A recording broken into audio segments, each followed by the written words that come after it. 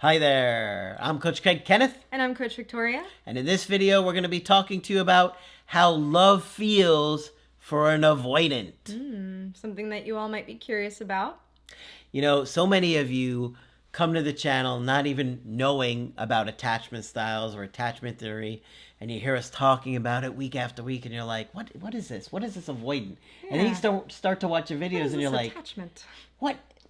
My partner was an avoidant, and things start to make a lot more sense for you because we start to describe them in detail, and it's like, how do you know this person? You've never even met them. You're describing them perfectly. Because people tend to do certain things, and when you have an understanding of how they do things, you also get an understanding of how they're thinking and feeling, because they do talk about those things occasionally. Right. And we have a very unique, job in which we talk to several different people of various different attachment styles, and we talk specifically about that, their attachment to others. And while there's no 100% accuracy rate in knowing exactly everyone's attachment styles, we see certain patterns. People who tend to be more avoidant tend to bring up certain things. Same with those who are more anxious and secure and disorganized. And so, this list is made up of some things that we observe and some things that we've heard. We could also, add to the comments here how you experience love if you find yourself to be more avoidant. I think that would make for a very interesting discussion.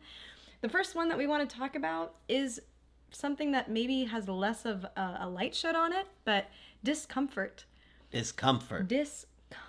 Love can feel like discomfort for somebody who has more of an avoidant attachment style. And here I'm also talking about physical discomfort. For some people, the butterflies in the stomach can feel kind of more like nausea or a restlessness. Sometimes they might experience palpitations, just a physical discomfort in the body that's very difficult to describe. And it could feel like a smothering feeling. Like this kind of icky, too much, kind of feeling when the love is too much for them. Because they're not used to getting love. They're not used to hugs and kisses and cuddles and all those nice things that you get from your parents growing up. So when they get it, it's like, what is this? I kind of like it, but it's a little too much. Right. And when we think about the avoidant attachment style, they've developed early on to associate fear with intimacy, right?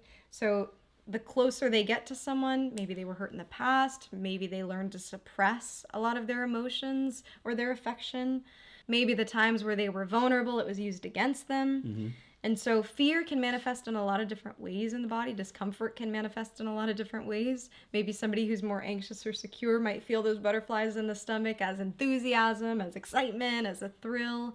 For somebody who's more avoidant, it might feel more like discomfort. Yeah, it's just, imagine feeling uncomfortable. Not related to love. Just imagine that feeling of being uncomfortable. Okay? You can feel it in your body viscerally. You know what it feels like. You're like, ooh, Now imagine that's how you felt when someone tried to love you. That's what it feels for them a lot of the times.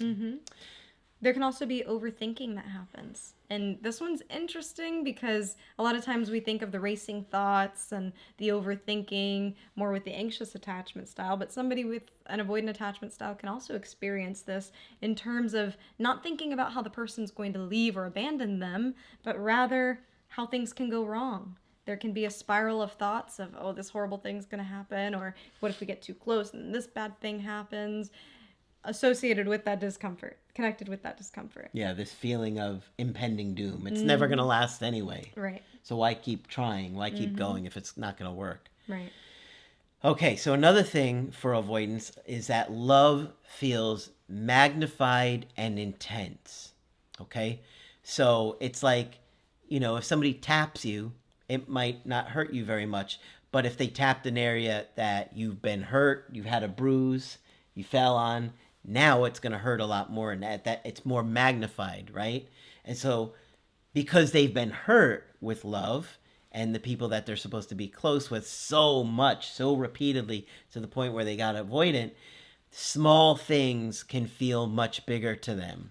And so it can feel much more blown out of proportion when things happen in the relationship. And something even a small thought in their mind can trigger them within themselves to where they're thinking this relationship's not going to work. They're gonna leave me, even if nothing even happened with that person. But because that fear gets so overwhelming, and they think about their history, and they're just like, oh, it never works out anyway. Something that small can make them triggered and think, oh, this isn't going to last, and now I got to shut down. I don't know if I want to do this. I got to keep myself safe.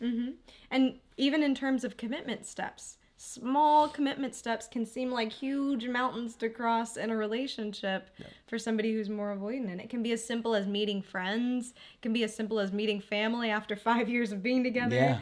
Yeah. You know, there's that joke about the meme about two people at an altar, and there's one person who's like, you know, I'm not really sure I'm ready for a relationship yet.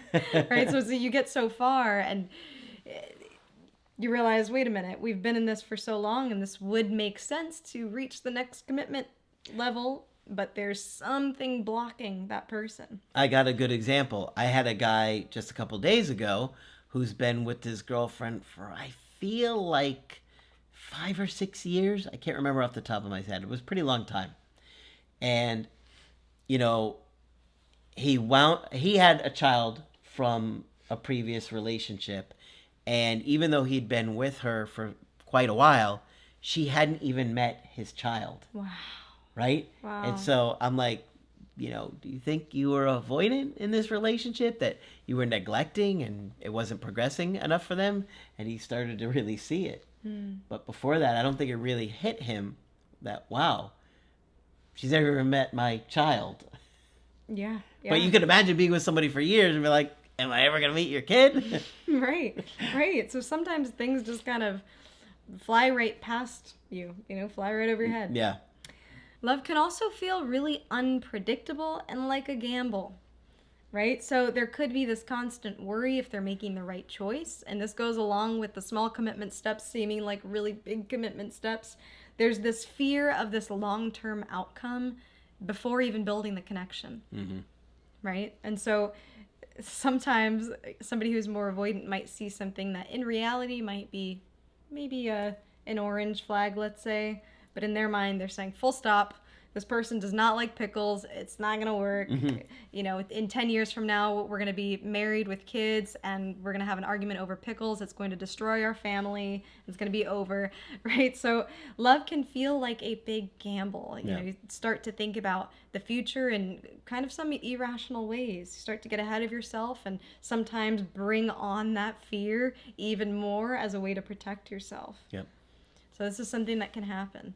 And, sometimes I hear from clients with their avoidant partners, maybe they had been with their partner for a long time and mentioned the future, and that in itself is already overwhelming. Yeah. Because we know that with anxiety, even if it's an avoidance type of anxiety, right, it can be either the real or perceived threat. That's true. So it could be a perceived threat of commitment in the future or something going wrong. So something that can show up. I wonder if it's like the Terminator, where they just see like Judgment Day is coming one day. They know it's gonna happen, so they're like, it's gonna end anyway. Yeah. Skynet is coming online. A lot of fear. Yep. Another big thing about love for an avoidant is that it is very vulnerable, and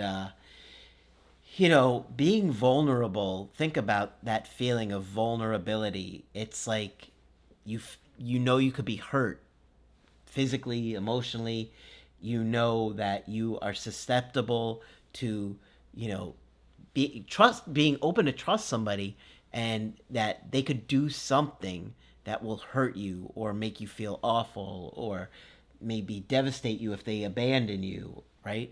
But they haven't had good luck with being vulnerable, because when they were vulnerable as infants, as babies, they were not treated well. They were abandoned. They were left in that crib crying and screaming. They were hungry. They needed to be changed. And so they didn't learn that things are safe when they are vulnerable. They learned that it was an awful feeling. So that's a big part of it. And the other part to that too is also they've learned to be very independent because of those really horrible experiences or really tough experiences. And so now that they have this independence, they trust themselves, they trust Yes. themselves to get through things. Being in a relationship threatens that. What do you mean now I have to depend on someone? Yeah. What? But I'm independent. I can do it myself. Why do I need to trust someone? Why do I need to depend on someone? I'll do it myself. Mm-hmm. Yep. So it can feel very vulnerable because they have that fear of their independence being taken from them and having to depend on someone that can hurt them. And in a way, they don't want you to be dependent on them. Right? They want you to be independent because now it's like, oh, now it's pressure on me. Right. Right. And I also have heard the idea that sometimes there can be a bitterness because they've gone and had to learn things themselves, that they have a bitterness when others depend on them Makes because sense. they're saying, I had to do it myself, so do you. Yeah, why should I do this for you? Nobody did it for me. Exactly. Yeah. Exactly. All right. I know that this video has been quite intense so far. We're talking about fear, vulnerability, these really difficult topics. I want to bring some light into this conversation and say that love can also feel very healing when that love is truly accepted, when that person who's more avoidant is leaning on their healthier side, when they're healing through the things that they've gone through. It can be really, really warm and loving and actually feel good in the right circumstances. Yeah, but you have to process, you have to talk about it, you have to deal with it. I get a lot of avoidant clients that are working on themselves. And believe it or not, some of them are working a lot harder than the anxious people. Yeah. Like with the creative healing course, I have people that are extremely avoidant, and you would think that the anxious people are more motivated, but they're not in a lot of cases. Those avoidants are working really hard because they're like, I gotta fix this. I want to change. I want to grow. Yeah. Yeah. So- And to me, it's really interesting. When that love is consistent, when it's genuine, over time, it kind of softens you. You realize, man, maybe all these things that I was afraid of, maybe they don't matter as much. Maybe it's possible to feel safe in a connection. Yeah. And I think about all of these cutesy videos you see of maybe an abandoned animal or something like that, and they're all hissing and scratching at the people who are trying to rescue it and take care of it. And then there's a moment at the end of the video, you kind of scroll, you scroll through all the rescue stuff, and then you just go to the end, the good part of the story, the feel-good part. Oh, the rabid rat learned to love. Something like that. And so I always think there's something wholesome about that, where somebody who is avoidant or scared or pushes people away, with the proper love and care and in the proper circumstances, they can soften up, accept that love, receive it, feel safe, heal, become more secure. So there's hope for those who are avoidant. And there is a place to where that love can actually feel good. Absolutely. Understanding an avoidant partner is very helpful in navigating it. It's like having a map, a road map, a blueprint. Without it, it's a lot more challenging. But if you have that map, it's going to guide you. It may not give you all the answers, but it's certainly going to make things a lot easier to understand and probably help mitigate a lot of the pitfalls that you might normally not be able to do. So really educate yourself. Learn about attachment theory, anxious, avoidant, secure, disorganized. Learn about a little bit about all of it, because it's going to help you in choosing partners, choosing what's right for you, who is right for you or not right for you, and help you decide that, do you want to try and make it work with an avoidant partner? Right? And we want to hear from you too. It would be nice for some of you to comment if you find yourself to be more avoidant, just what love feels like for you. This is something that's subjective. This is something that's qualitative, right? So it's going to be depending on each person's experiences. For some, it might feel completely different from how we described. And I think the more we can have these conversations and the different possibilities we see, the more we understand how love is perceived. And I think that's a good thing. All right, so hopefully this one has been helpful to you. Of course, if you want to get our help personally, you can do that on my website, askcraig.net. I do email coaching and I do Skype. Coach Victoria is also available for Skype coaching. I'm here whenever you'd like to chat. Just click on her name on the top of the website to schedule with her. But that's it for this video. I'm Coach Craig Kenneth. And I'm Coach Victoria. And we will talk with you soon.